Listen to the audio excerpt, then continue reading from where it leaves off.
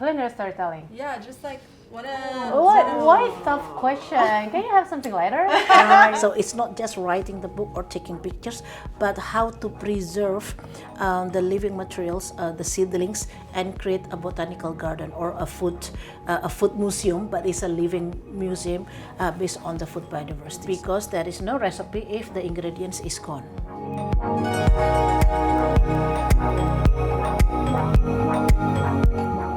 Hi and welcome to a special Shelf Therapy podcast series brought to you by Oppal in collaboration with Ubud Food Festival, shot here at the fabulous 25 Hours Hotel Jakarta. I'm your host Laxmi and I can't wait to dive into a delicious conversation about food and books. In this episode, we'll be talking about food, books, and also biodiversity, Indonesian culture and heritage with culinary storyteller Ade Putri, Ibu Helianti Hilman from Javara, and also Mei Batubara from Nusa Gastronomy. Thanks so much for being here. I'm so excited to talk to each and every one of you, especially because you've all had such an amazing impact on the food, not just food, but also heritage and Indonesian cuisine. And so I'm excited to talk about food and also books today. But before we get, too serious, I want to know more about your childhood and your relationship with books. Maybe some stories that you've never shared with anyone before. Would like to start. Secret story. Not secret stories, but okay. You're welcome to share secrets. Okay. But just how did you come across food and books in your past? What made you fall in love with food? Who's first? Ibu Heli. Oh no. Oh no. Because you answered right. You answered correctly how long the food festival has been. So I have to answer first. Okay. Yes. I was born and raised out of nowhere in a mountain area of Ijen. The blue lights. By foot, nobody carried me. And at that time, still, Java tigers, all the animals, the monkeys is full. So, my dad was working for a coffee plantation, and the nearest market is 4 hours away off-road.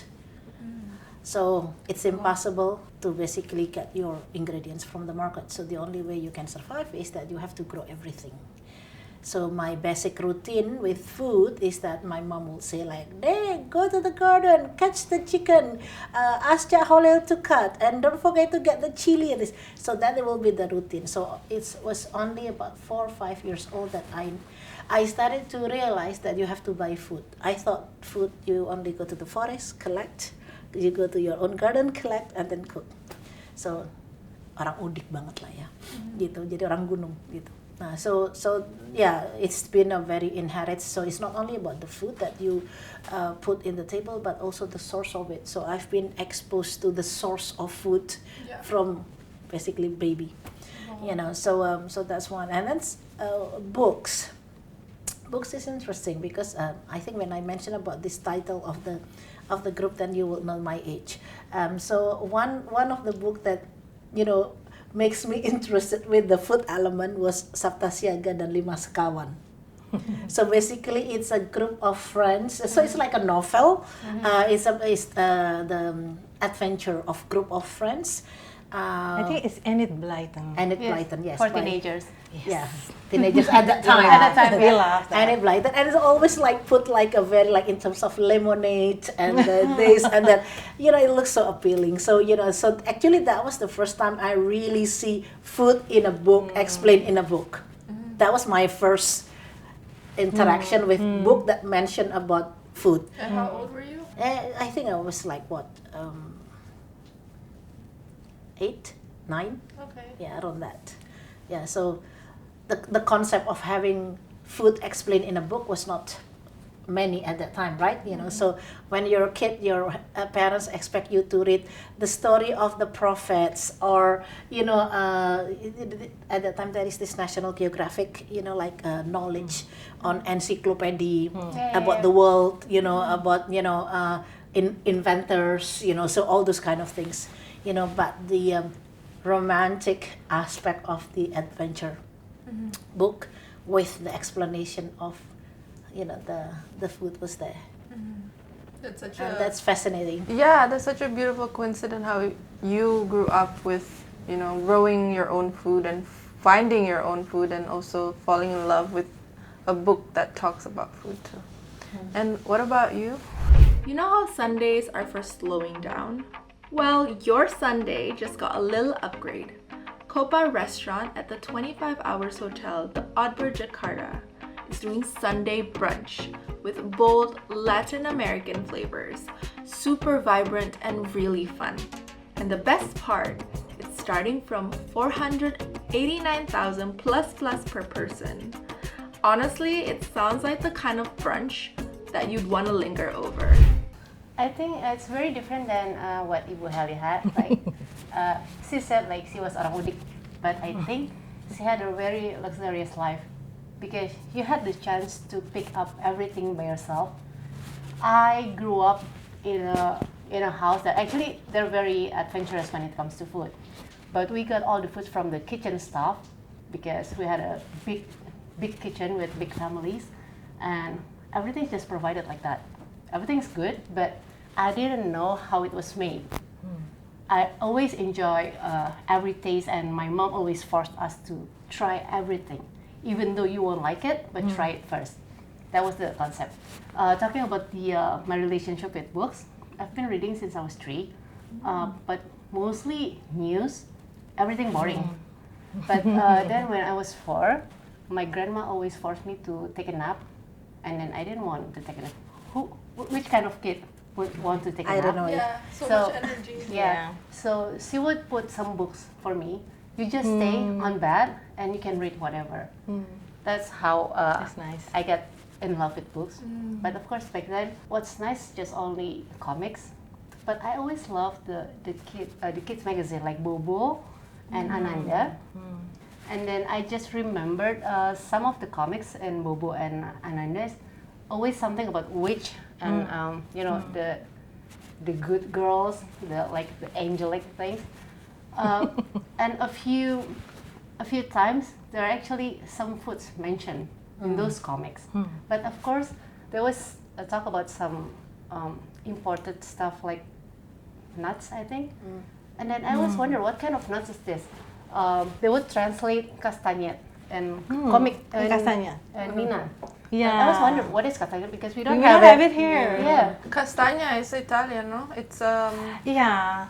It's like it's not. It's the fig nut. It's The one that you roasted. roasted. Yeah, but we don't have it here. We keep seeing it in the In the comics. comics. chestnut. Yes, Chestnut. yeah, We don't similar have to chestnut chestnut. yet. Yes, we don't have it.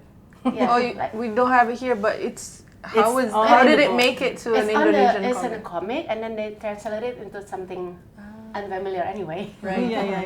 But we always wonder what type of peanuts is that. And then at some comics like Donald Duck, they also say something about the nuts that Chip and Dale eat. Yeah. They call it canary. Canary. But recently I just found out that's not canary. That's Yeah. actually Walnut. acorn.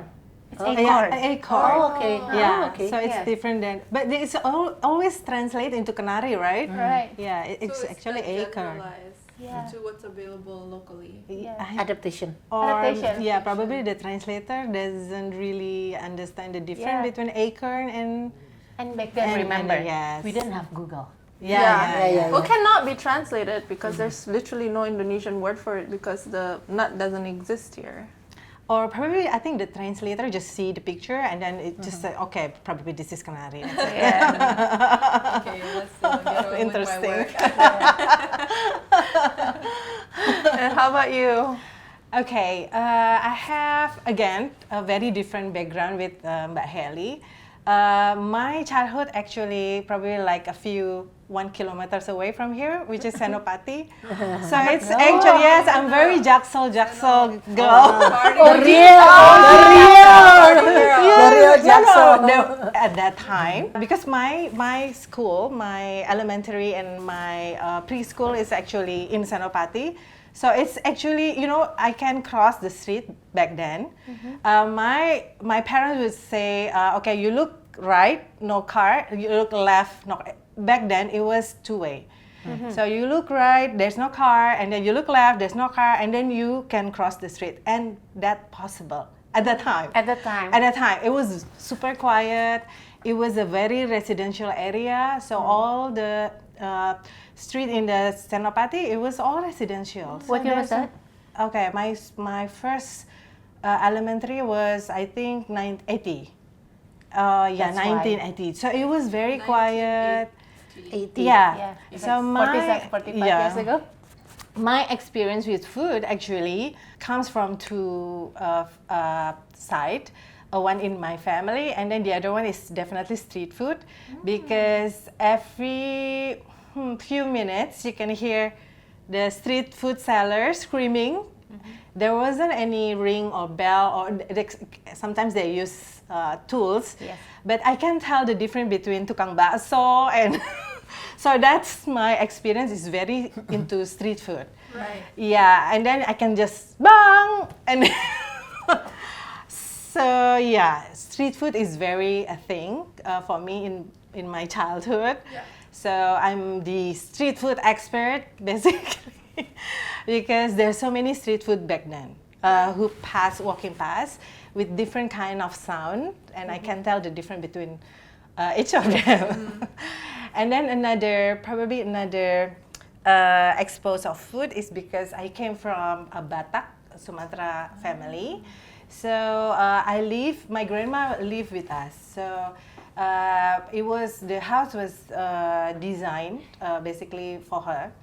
So we have a huge kitchen compared to other room in the house. And my opung, my grandma, was still cooking Malay Sumatra. So she has this alu with the wood, everything is still real one, and then all the activities are basically centered in the kitchen. So she lives until 90, and what I learned from her is basically she never ate processed food, of course. Amazing. Amazing. And then Street food? Huh? Street food? No, she doesn't eat the street food. So we, the naughty granddaughters. Right. Okay. I was not allowed by my mother, believe it or Oh, not. okay. And now she's like super into street food. Oh, okay. But in Jakarta, oh my God, we love the street food. Yeah, but so back But it then- was not the dirty, like now you know the sauce is, with coloring and everything. Yeah. Back then it was like It's more ketoprak. genuine, Yeah, it's yeah, more more genuine. Yeah, so it was not like today, I believe. So my grandma, my opung, she will get the vegetable from the street seller, vegetable every morning, and then she will cook for lunch, and then probably adding one or two dish for the dinner, and then it will be repeated every day. So she will cook all the fresh ingredients came from the tukang sayur every day. So that's how I learned. I used to play in the kitchen because probably it was the biggest room in the house. Yeah. I help her, even though I'm not into, I never thought about being a chef or anything. I just love playing. It's more like a playing area for the children. So the kitchen, I will help her get things, and then I help her, do this and that. Of course, nothing with knives, but that's how I learn my food right in the center of Jakarta. Yeah. Food is such a family-oriented activity. Like, Yeah. Yeah. Agree. That's happened, at least even though we live in the center of Jakarta, the cooking experience with, eating together on the dining table, it still happened back then. And the street food back then was mobile? Mobile, yes. I see. Yeah. Not permanent, because I think No. Senopati still has some great street food, no? Yeah, but it was more like it was very empty. There's no street food seller. Right. Basically, these people just move around and then making sounds, ding ding, tock tock, or ring ring or whatever. Yeah. So or screaming like Satay, satay, like yeah. And there how was- about books? Were you books. brought up to like forced to read, or was it just like a love instilled by your parents? I think reading came first from books. I love Enid Blyton, but I think the food came from the magazines. My mom used to have Femina magazine every week. I believe Weekly, it was yes. weekly. It was weekly. And there's this food section, which I love, of course, with the pictures. And then I remember it always said tested in Femina Dapur Uji, which wow. So I saw that, reading the recipes, and my mom used to cut that part and then you put made it like in a a clipping. folder. Yeah, she made clippings. And then I think Femina also have this small Prima series, Rasa. Prima Rasa, and then so it's like collectibles right now, right? So I think that is the first exposure in terms of food, not other books. I love comics too, but in terms of food, I think it came from the Femina magazine. It's always yeah. Yeah, I can totally relate. But I was supposed to ask you, did you grow up in Jakarta Yeah, as well? I did. But you didn't really go into the kitchen until later? Not really, because my grandmother and my mom wouldn't allow me to. Because I was so naughty back then. They knew I would be in trouble in the kitchen. Wait, what's your zodiac sign? Areas, Oh, Okay. stubborn and naughty, like bad Fiery. combination. Yeah. And witty. But anyway, I can see totally why your sort of upbringing and where you came from led you towards creating Javara and sort of doing what you're doing today with the food and talking about heritage, even biodiversity. But what brought you to that point where you realized that, this is what I want to do? Because it's not a traditional career choice, especially back then, right? Yeah, but it's not like an overnight kind of things, right? Everybody here was like gradually evolving in doing things. It's not like all of a sudden like, okay, You know I'm what going to to do this, with your life. No, Yeah. it's not. It's like a very organic thing when you started to be exposed to different kind of things. So Take us yeah, back.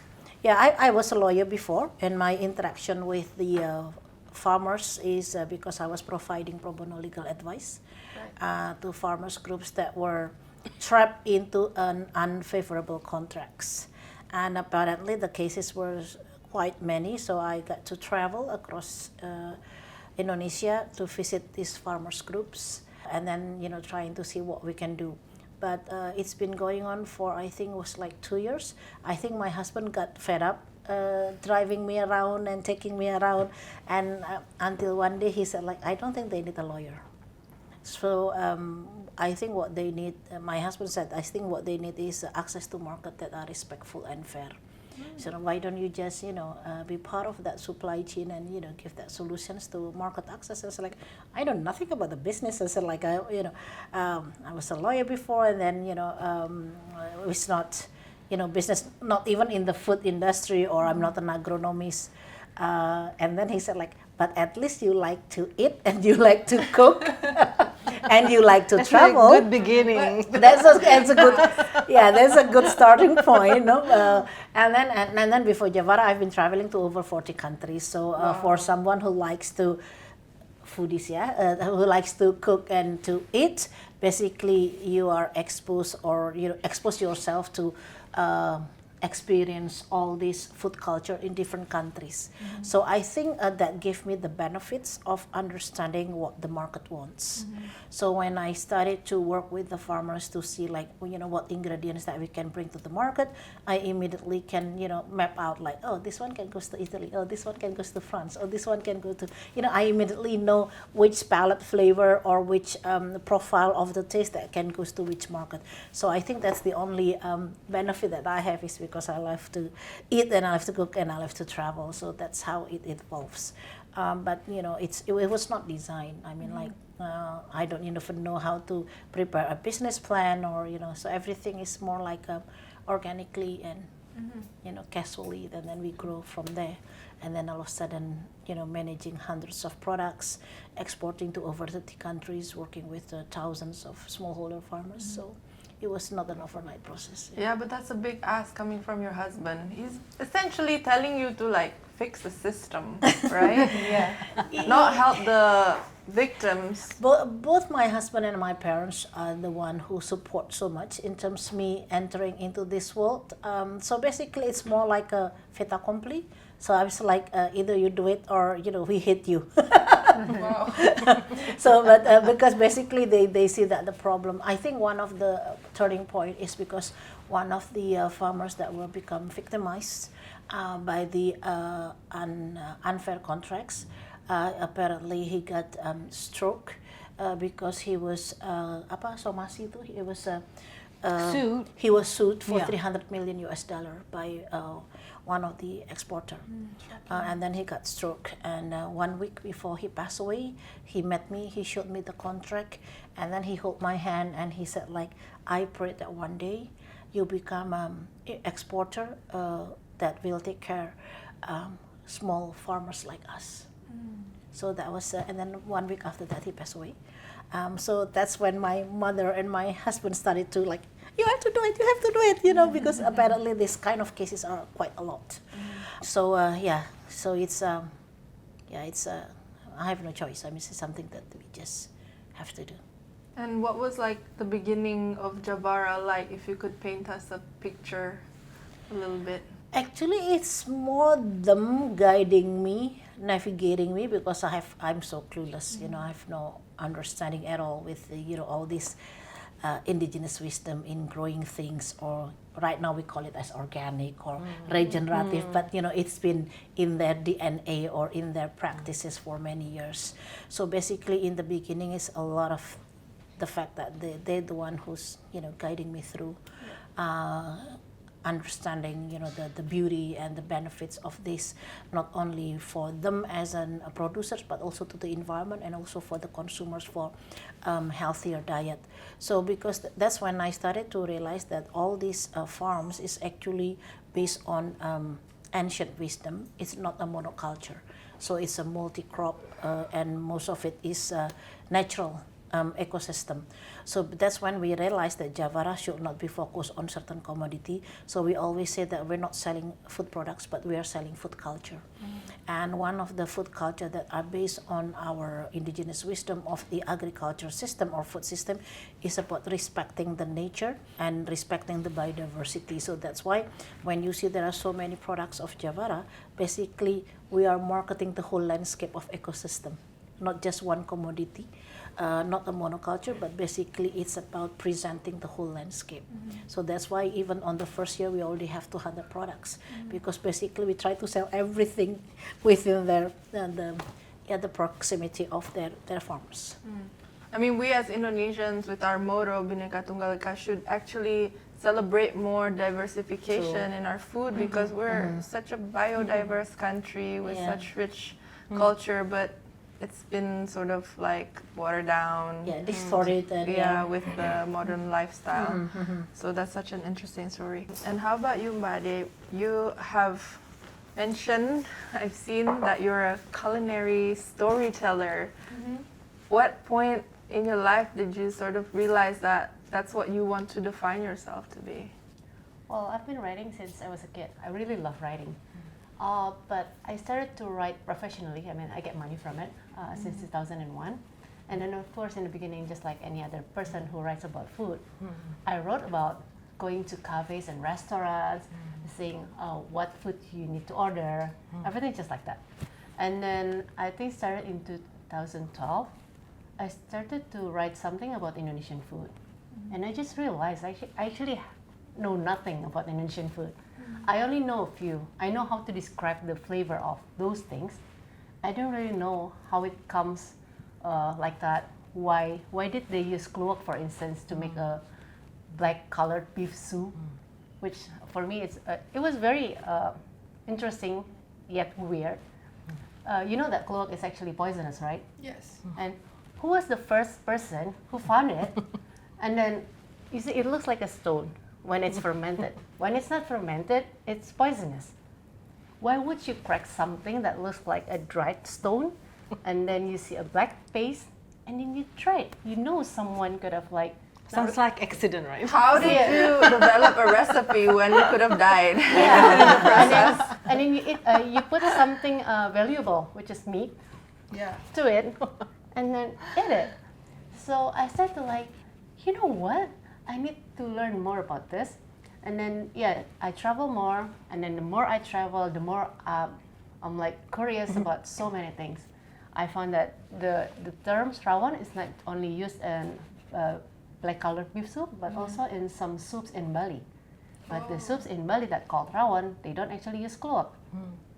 So I'm like, oh, interesting. See, I didn't even know in Bali you had a soup called rawan. You can look for rawan becundang, for example. They make the soup out of the rooster that got hit in the adu ayam. Or Like the cockfighting, cockfighting. and then they will cook it because it's very nutritious, because they would feed the roosters with like so many nutritious food, and then you can cook it for so long. Yeah. It can become it's like ayam kampung, but I believe it's tastier. So start from that, and then we had a few arguments about what's onde and what's klepon. Apparently, different places can have different names for it. Term. Yeah. So I'm like, we need to write something about it. I need to let people know, and then I need to dig more. I ask different people, and then it's very interesting when I travel. I meet lots of ibu-ibu to learn how to cook something. But when I ask them how can it becomes like that, most of them they don't know, because it's just like the recipe from my grandma. So I started to learn about interviewing people. It can't be just the one who cooks. I talk about the older people that lives around the hood. I talk to the sellers in the market, but I also talk to some book writers. Like, why did you write about this? How did you find about certain things? So, like for example, when we met a few months ago, right? I just realized, oh, you know what? I mean, like, we live in Jakarta. We grew up in Jakarta, but then I didn't know a few things about Betawinis food. Betawinis is actually the one who live in Jakarta. But then because I read your book, I'm just like, did we really eat this before? There are certain foods local that we don't even know, even though we live here. So I think we need more storytellers. It's gonna be like, a circle. We have someone who grow the plants, someone who sell it like her, who cook, who write about food, and those who enjoy the food. It's gonna be like, we need each other to build this culture to be more, what do you call it? More valuable and more sustained. I see.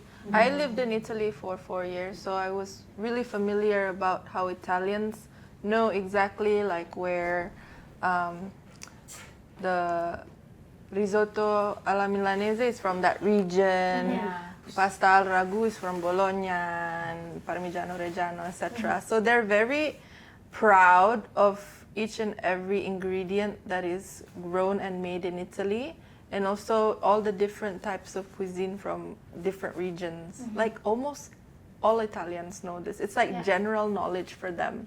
But for us, it's a little bit less confusing, less common, and just maybe less defined.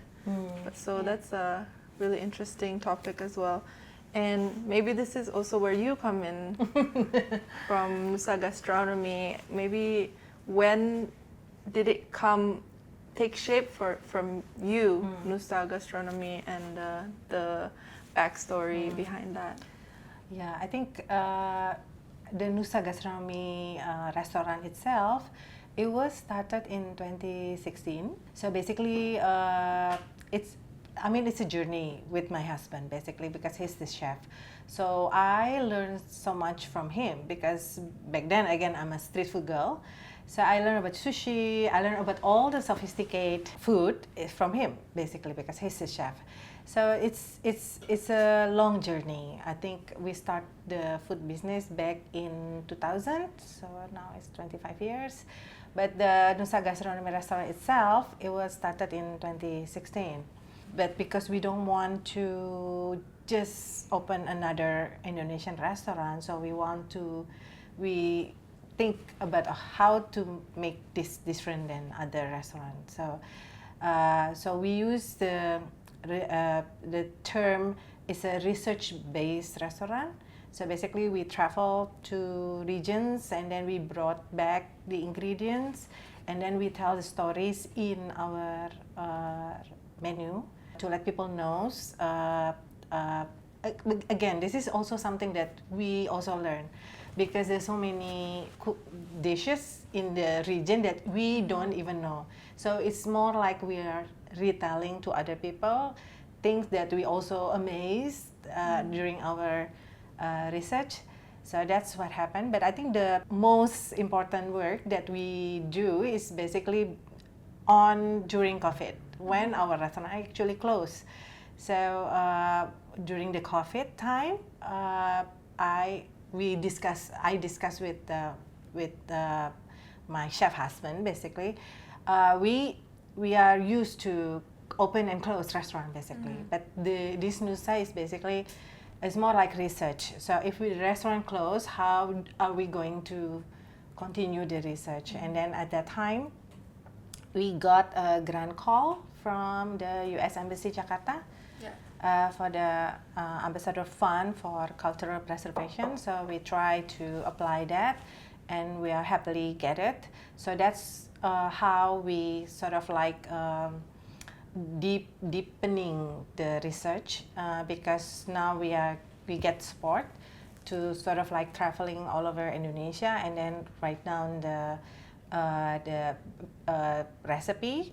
It all started with the concern that we are losing the recipes every day because our mothers basically didn't write recipes.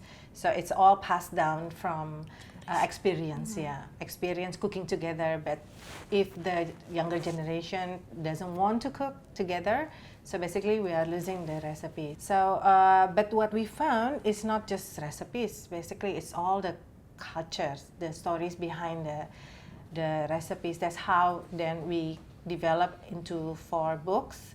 So we also told the stories about the culture and the histories of Indonesians food. So that's how I think it was more like, I don't call it accident, but it wasn't really planned. Nobody planned the COVID anyway. So we never planned to close the restaurant.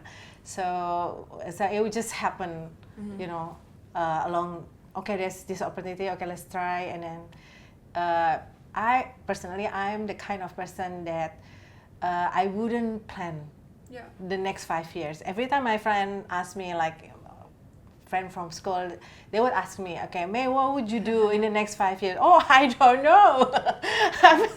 Because you never know, right? Yeah. You just, there's this door open and then you just open it, and then this door closed. Okay, maybe you should move to that direction. You never really understand. So that's, I think that's how we develop our, you know, passion about food.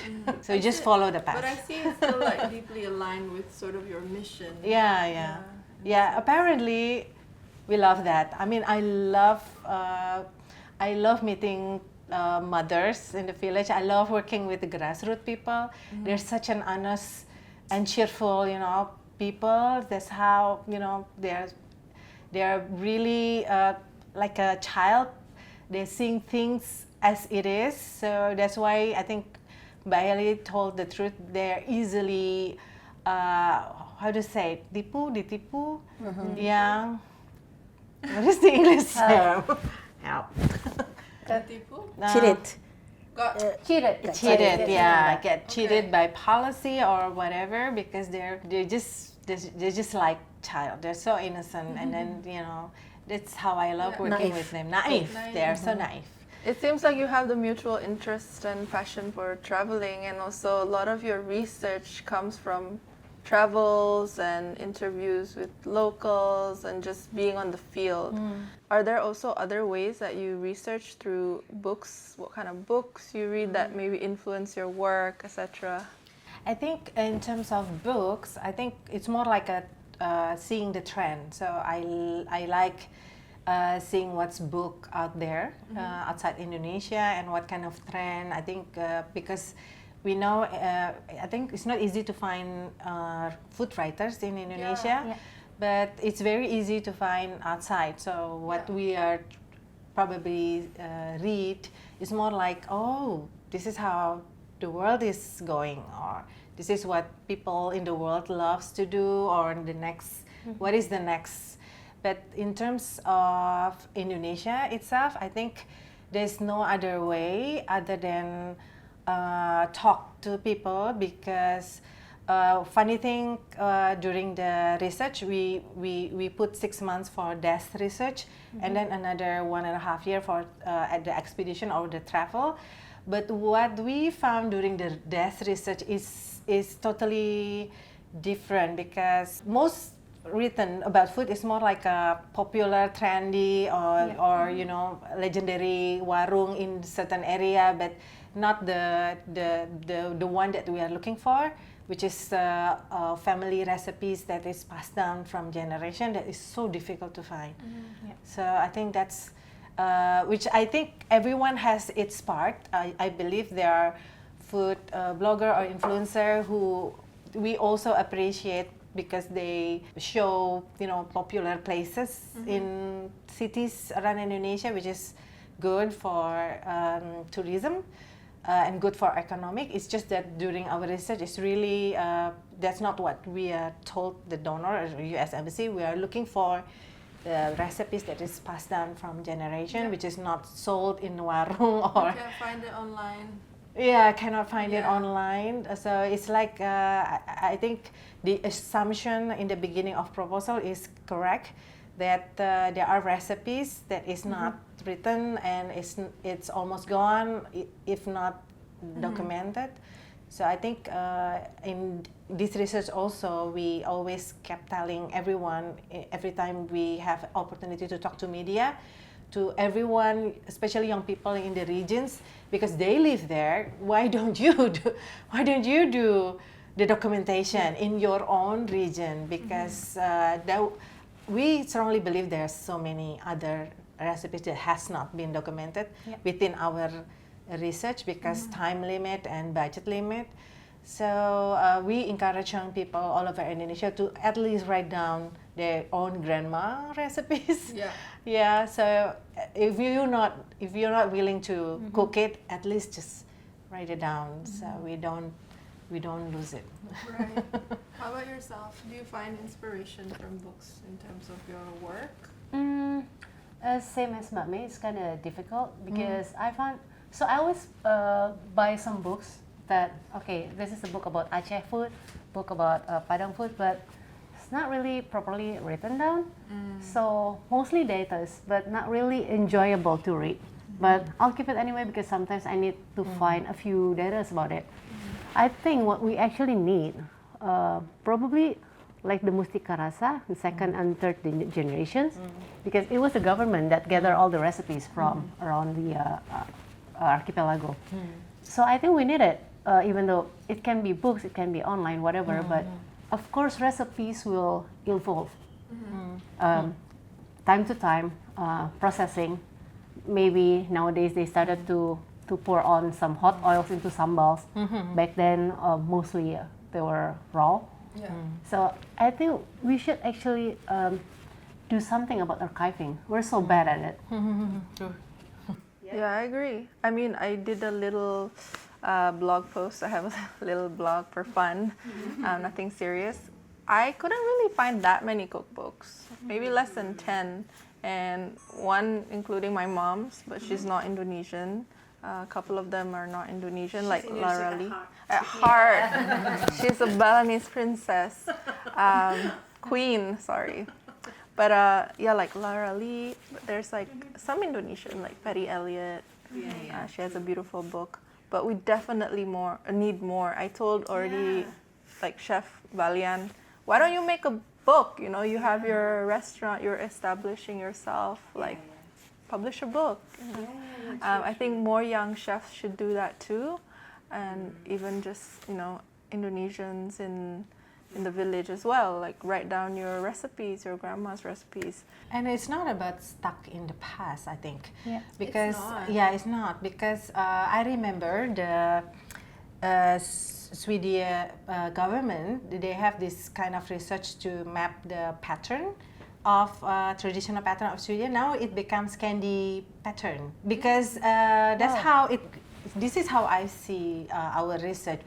There's information, the basic, and then you can just evolve that into innovate whatever recipe, which is okay.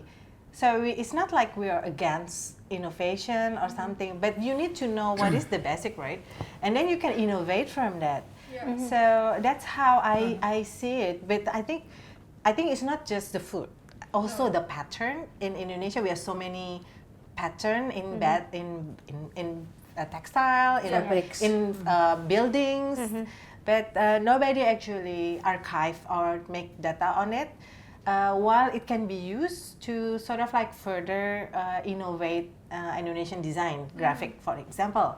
So I think archiving is big issue in Indonesia, for sure. Absolutely, I 100% agree. But how about you? Do you have any books that maybe shape the way that you think about your work or help you with your work and your research, etc.? Okay, so again, starting off as a lawyer. So I think and I think that also leads to the DNA of Javara right now. About 20 years ago or more, I forgot. I'm old anyway. So I was doing a project with the British Consul to write about how the legal protection of Indonesia's biodiversity. So it's because I was a lawyer, so my direction was more on a plant variety protection, patenting, you know, all those kind of things, right? And also material transfer agreement, how to protect the traditional knowledge, traditional rights, and things like that. So when I started developing that book, which was published by the British Council, there was this background book, which talking about the wealth of biodiversity. It was an amazing book, and it was like an open.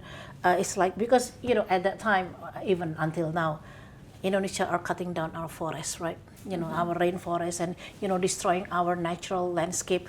While that book is telling that actually, whatever the physical that we are extracting from our natural resources right now is nothing compared to the living organism or living materials that actually can become the basic for biotechnology, for pharmaceutical, for medication, and the value is much, much more higher. But once you destroy the natural ecosystem, once it's gone, it's gone.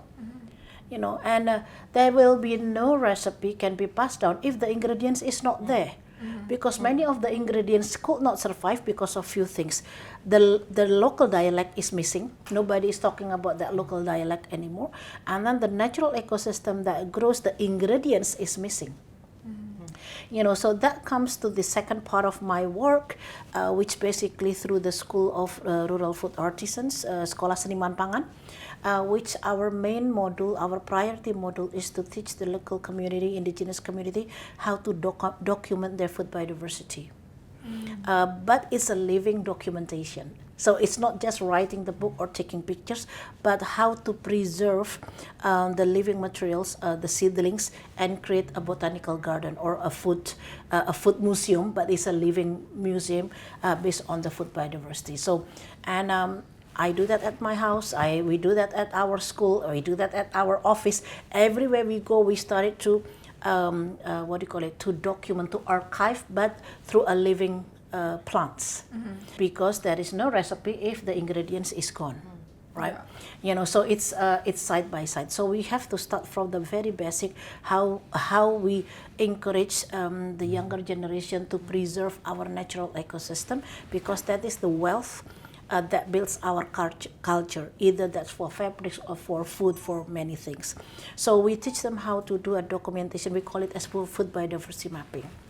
And it's a very interesting process, because once they understand the benefit of it and they know that it become the assets for them when they're creating businesses, then they will do it voluntarily. So it's not that like a romantic things. Oh, try to document things. That's it. But it has to be relates how it improve their livelihood, improve their addressing malnutrition, addressing stunting.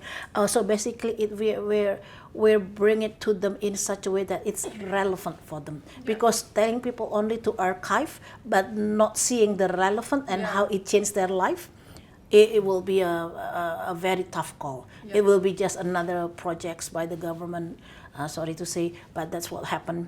So it's leading into nothing.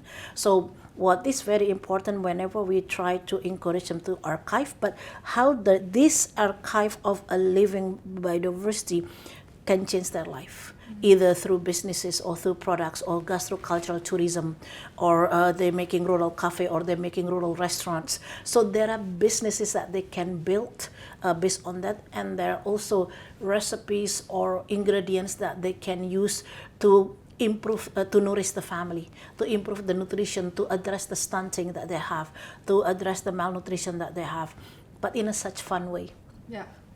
So and a lot of people, when they say like, oh yeah, we can try to domesticate the plants, for example. No, you cannot domesticate the plants. You have to domesticate the whole ecosystem.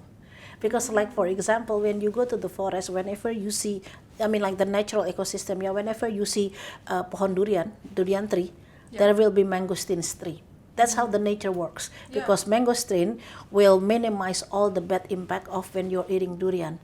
So that's how nature provide us when, with the solutions. Okay, you get, bad effect from durian, but you also have the solutions for that. So you have to document the whole ecosystem. So that's our main, our first priority modules on that. And then second is that, documenting the flavors, the aroma. So like, for example, we work with a lot of indigenous communities, both in Sumatra, in Kalimantan, in Papua, in many areas. So for example, when we started to work with some indigenous community to create snacks, which they can use to sell, they said like, oh yeah, but we need flavoring. Okay, what kind of flavoring? Oh, normally we use garlic. And then we asked them where the garlic comes from. It's like, oh, it's imported. It's not grown in Papua. It's like, can you find something mimicking the garlic flavor, but from your forest? Eventually they find it. So they find kayu rasa bawang. Gitu. Kayu rasa bawang gitu. Not to mention yang garam dari tanaman di Papua. There are so many plant-based salt in Papua. But without helping them to get the full circle, how to monetize. Yeah. And also how to get, real benefits from that, from their food culture. It's not something that, people are really going to jump into the wagon. So we're very proud with the work that we did on the Muara Jambi. Remember last year we also bring these ladies. They used to sell instant noodle. Wow. And then now they are serving gastronomical experience based on 6th century recipe or 7th century recipe. It's a completely different profile. Now they're non-stop receiving, clients from selling only 20,000 meals, and now they can sell like 500,000, 600,000 for the meals.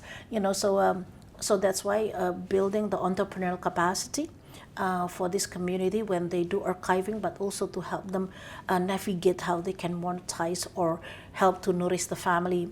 From that, it will be a very important factor, and this is the work that we do through the Scholastic Manpangan. That's amazing.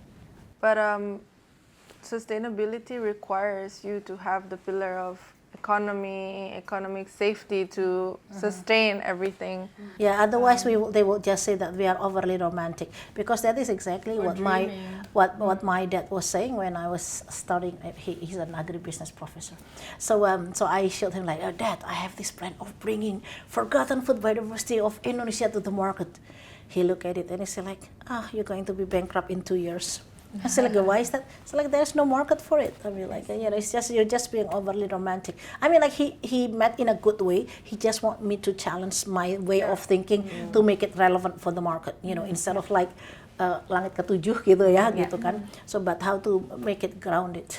Would there be a book for you to recommend every Indonesian to read, or just anyone interested into learning more about this? Because, we don't always find these types of information online. It's okay. That one is it's kind of difficult. I mean, like, of course, probably Mustika Rasa is a very good inspiration to show the diversity of the Indonesian. By the way, I have this Mustika Rasa from 30 years ago from my mom.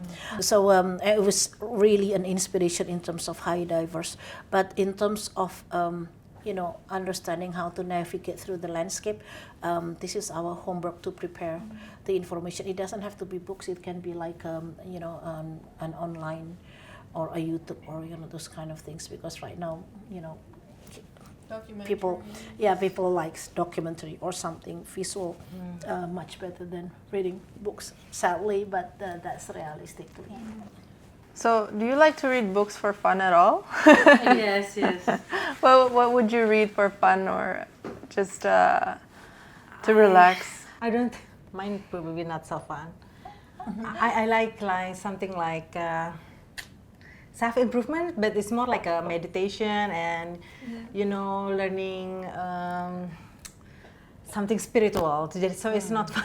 I'm sorry. It's fun in your own way. What do you read? Now mine will be more cheesy. No, it's not fun. It's too serious. I'm sorry.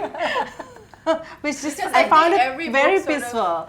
I found it very peaceful, right? This kind of poems. Oh, okay. I still have fun side. I love poems. Poetry, yes.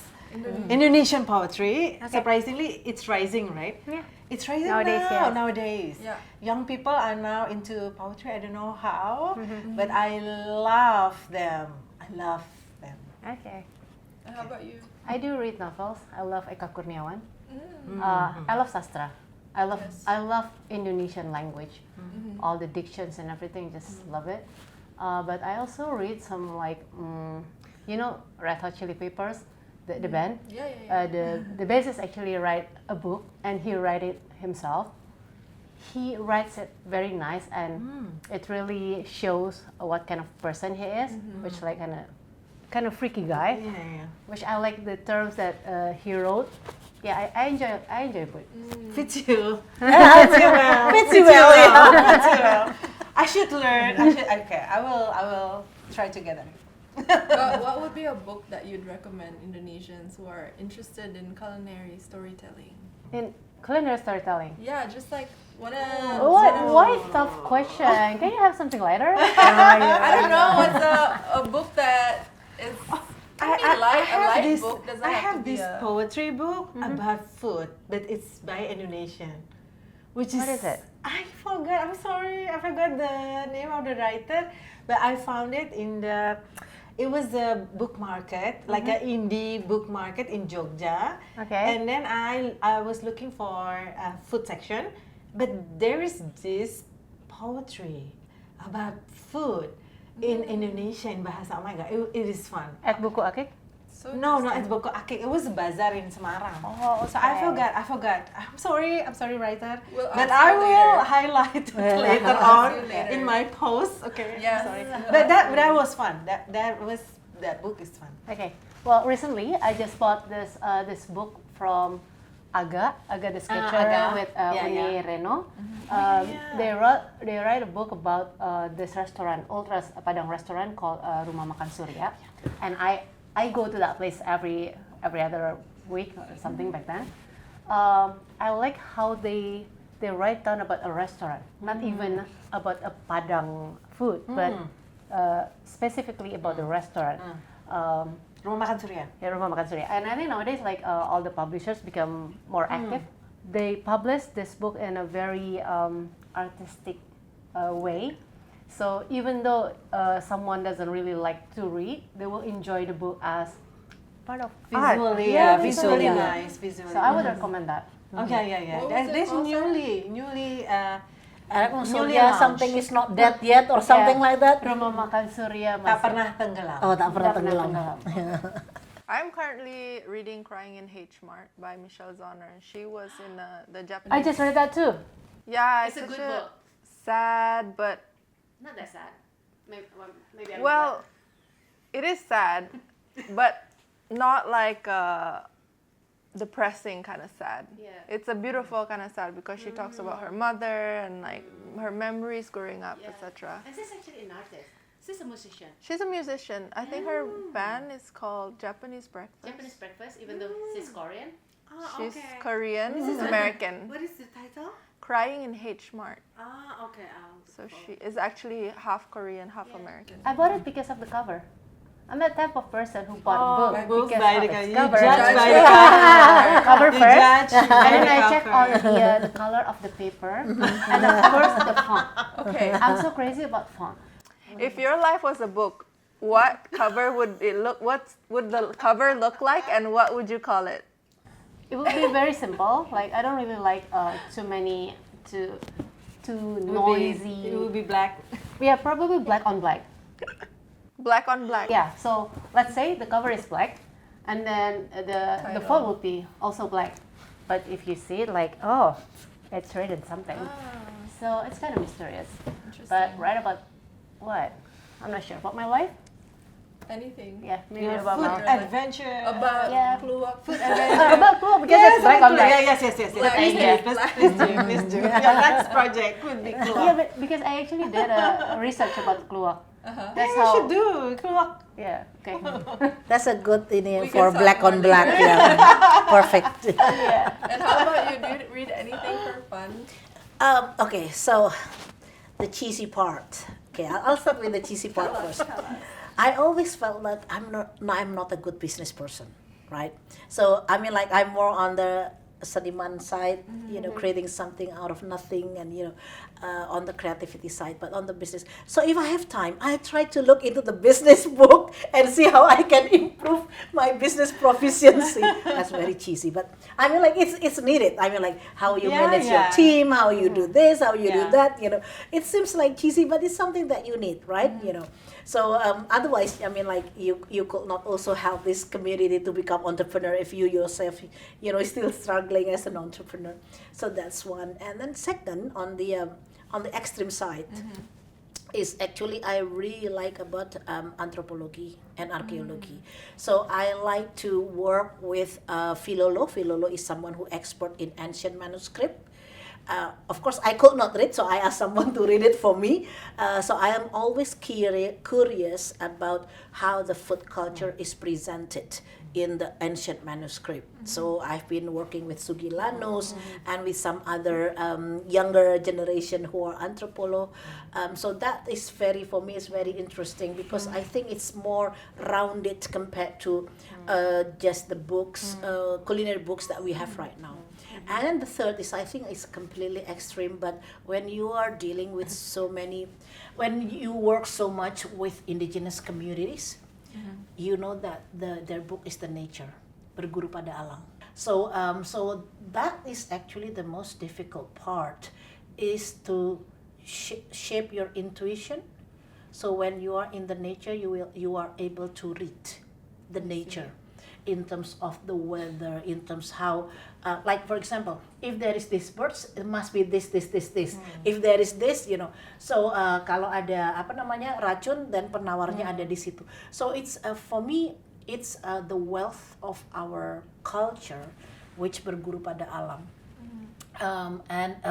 and it's I don't know. I mean, like for example, remember when we went to the eastern part of Indonesia? Whenever they treat you to a feast, when they cook for you, there is no table that serve only one single carbohydrate. No single carbohydrate. So it's always combined, ya Mbak Mei, ya. Either, and then they will have like cassava, and then they have the sagu, they have the rice.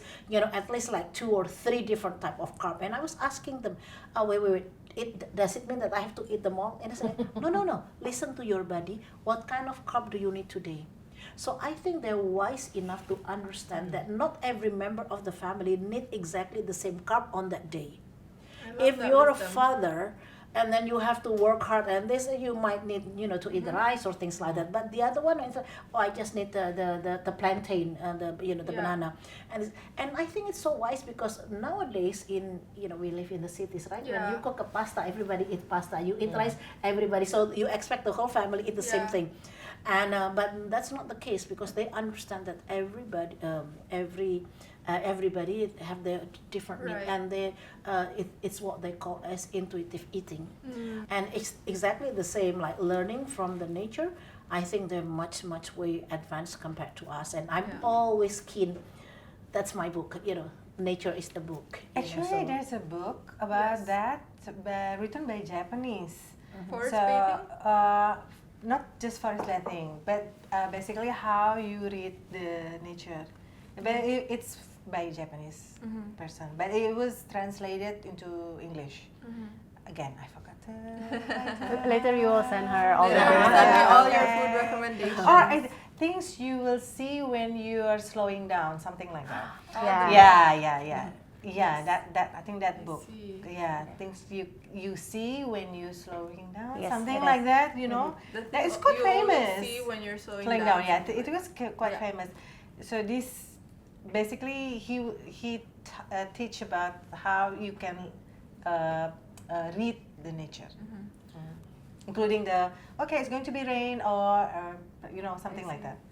But that's a very interesting point, how we're disconnected with nature. That's why we also don't know what our body needs. Because in my mind, I think I need a pastry every day. But in fact, I just need to spend more time in nature and berburu pada alam. So I think that was also the reason why there are some tribes that never experience crop failure. Because they're able to read the nature. So even when there is climate change, so even when there is, so they read the star sign, they read this, so they know exactly which type of paddy they can grow, which type of crop they should grow, and how they're doing it. So I think it's a proficiency that is just simply amazing. And these types of things are not really documented, right? So we don't really know how to learn unless we travel that's why through the gastrocultural programs we include that into part of that experience. So the way we can incentivize this indigenous community to present it in such a way, or to at least pass it, even if it's not documented, but at least it's pass it down or sharing it to someone, is through programs like a gastrocultural tourism, when you do like an experience gastrocultural tourism, and then they teach you. Because I remember like one day they teach like, okay, do you want to hunt bats pakai panah gitu. It was like, wow, it's I did not expect they would bring me to that kind of experience. So I think that there must be a way that incentivize the indigenous community, especially the younger generation, so that they take interest in documenting it or sharing it, or using it as the asset for their livelihood. And what are your hopes for these indigenous communities and also Indonesians, for what you're hoping to achieve next?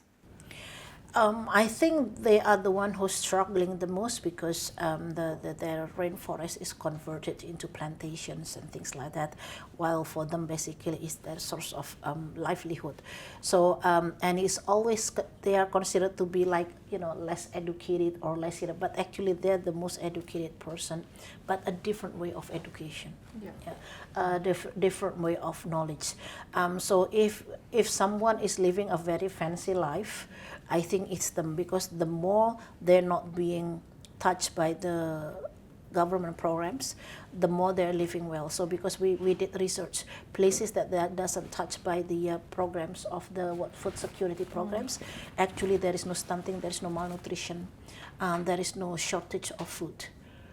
So this is a very contradictory to all the belief that we have to help these people in the remote area. No, they actually we are in the city that needs help, and they're okay. Probably they don't have a cash, but so I think what we're hoping for this indigenous community, that they have the respect of their way of life, of their wealth, in such a way, just, when people are respecting other professions in the city or other source of living in the city, they deserve to have that equal opportunity to monetize what they have, but in a sustainable way without destroying their natural landscape. And what about your hopes for the Indonesian culinary and food scene? Better in documentation and data, because I've been seeing lots of news or food contents that are actually wrong. So I think we need some kind of like information hub, some kind of like Wikipedia, but even more dependable. Like I would like to see, let's say, one certain ingredients in different names in every area, and then people know which part of it that can be used in what food and what recipe and things like that. I really keen to do something like that. I mean, it doesn't have to be me if someone else can fund it and make so it can be like a trustable source where people want to look for information, let's say, about rice, different types of rice that grow in Indonesia, the history, and it doesn't have to be from one source, but everything is like, very trustable, just like Wiki, but more specific into food. How about you? Okay, talking about our culinary culture, basically it's a very complex and difficult issues because related to the land and then the changing land from the forest or family farming to industrial farming. So I think what we see from our research is basically if you want to talk about food resilient in Indonesia, I think what should be supported is the family farmers. So it's a family scale farmers. From the data of FAO, basically a third of the world food came from family farming.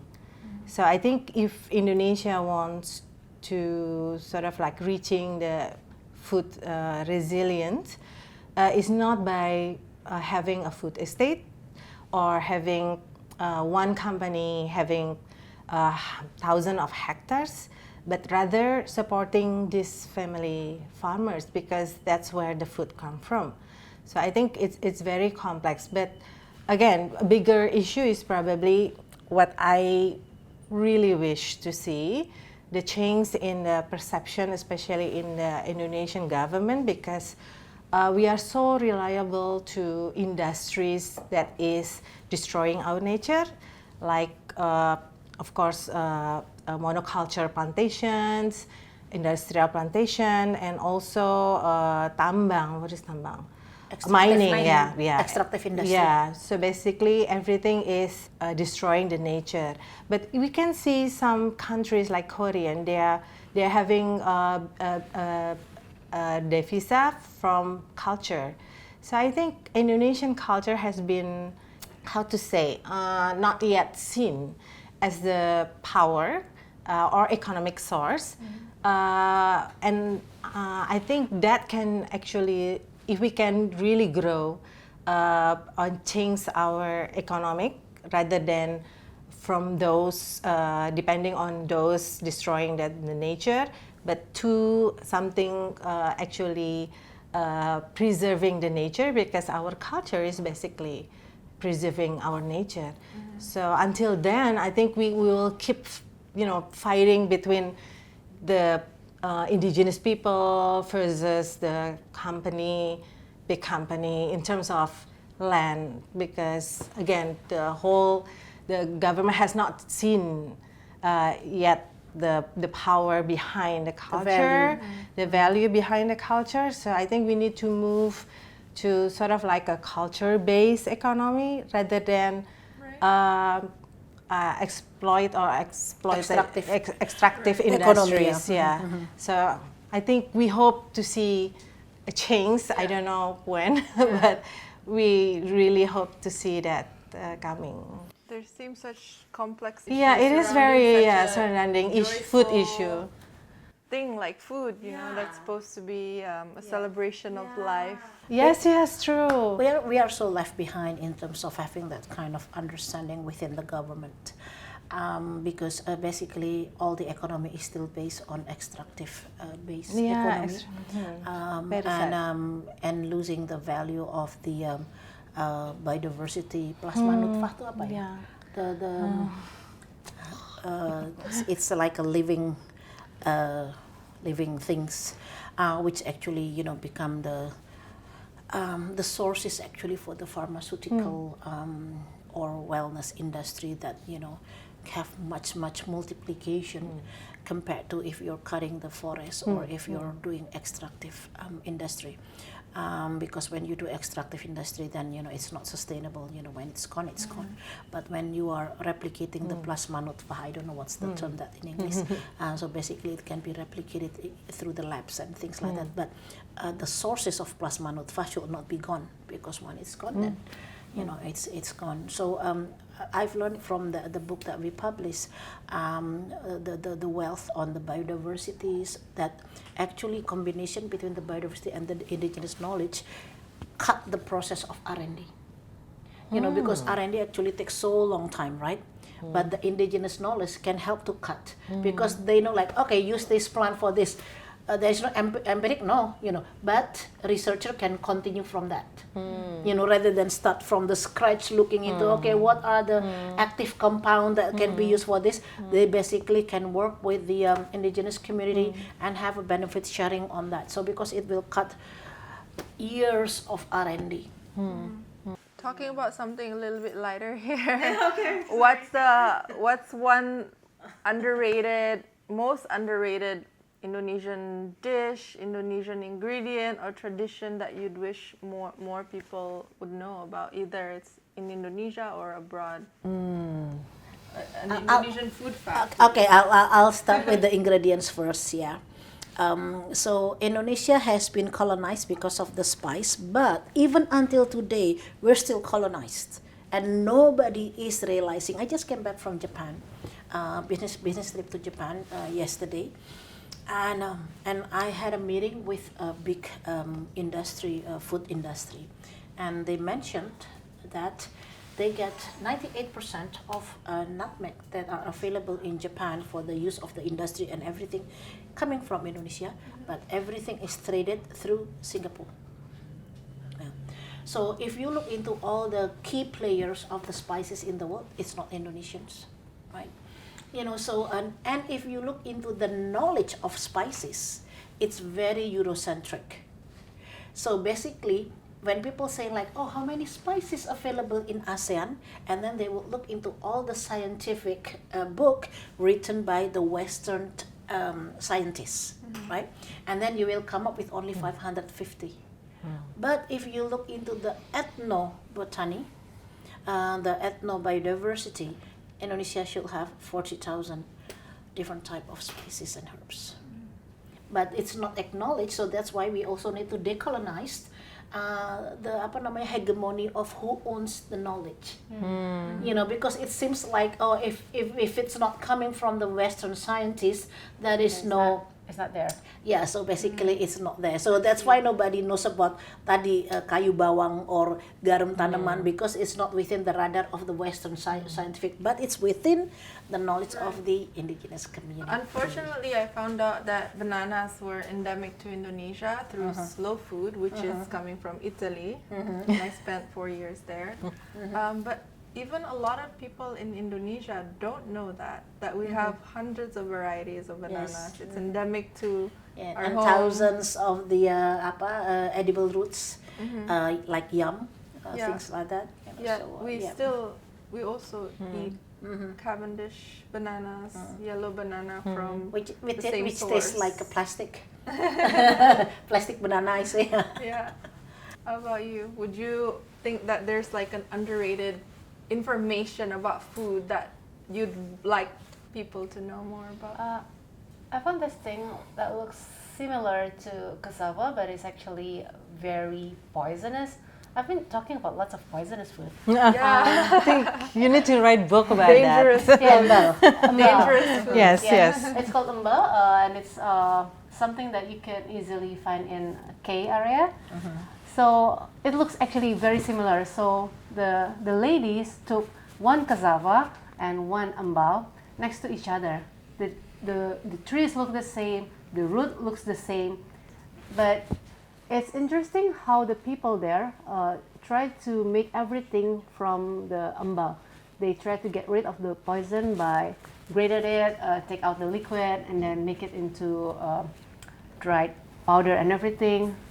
So I think it's something that very interesting because as Mbak Heli told us just now, we had 1,000 types of fruits, but what do we know? We only know cassava and like sweet potato and potato probably. But what about the rest? How do we actually can get it? How do we eat it? How do we process it? I think we need to dig more and just get to understand. Yeah, there's still so much innovation that we could do as Yes. well. So that's exciting. By the way, we have the product. You have the product. Ambal. There you go. Just recently, yeah.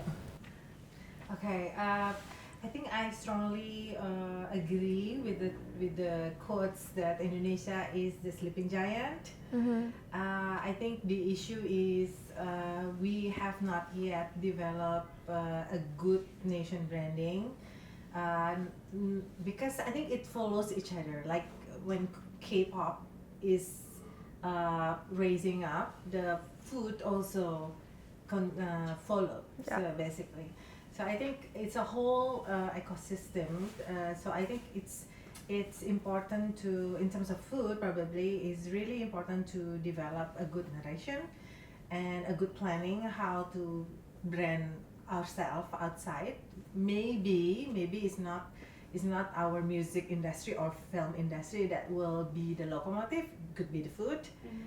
We don't know who's coming first, but I think all the industry is basically trying hard to sort of like bringing the Indonesian to the world. So we don't know which industries came first, but I do strongly believe there's so many potential because I believe this number one restaurant, which I wouldn't mention, they're so obsessed about quail egg, which like Interesting. quail eggs we can find in the traditional markets all over Indonesia. I love quail egg. Yeah, imagine if they find emping or opak. So there's so many exciting ingredients of food. Sometimes I saw,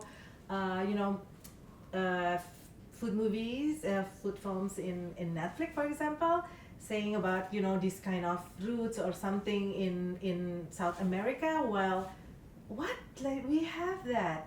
It's just that nobody actually putting it forward to the world. So it's like really we are still probably the giant hidden gem. Yes. Yeah. You have still so much opportunities Yeah, to showcase to and share showcase, stories, exactly. and this is one Yeah. of the objectives of Yeah. even this podcast, just Yes. to share Yes. our knowledge and Yes, information. that's true. I think that's probably. Yeah, and so thank you so much for a very Yeah, thoughtful and very meaningful conversation. I think this is very important in terms of where we want to go as well with the Indonesian culinary scene. But before we finish, I just want to end with something like a little bit more fun. So I'll ask you guys to complete the sentence, and I'll ask the same for all of you. Okay, so a life well lived is full of books, food, and Love. Music. Good friends. great. That's beautiful. Thank you so much for today. It's Thank really you for having us. thank you. It's an Thank honor you. for me to have all of you who's made such an impact in the Indonesian food and culture and heritage scene. So thank you. Thank you.